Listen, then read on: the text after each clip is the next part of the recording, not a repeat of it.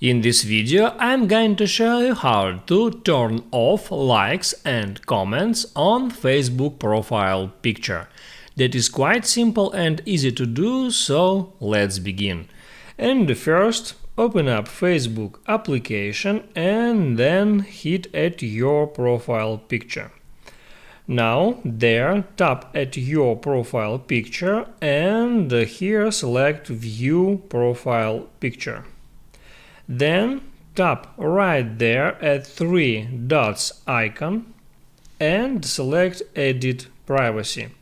And now there, in order to turn off likes and comments on your Facebook profile picture, just select among these options only me and then hit on Done. So that's it. If this video helped you out, don't forget to like and subscribe.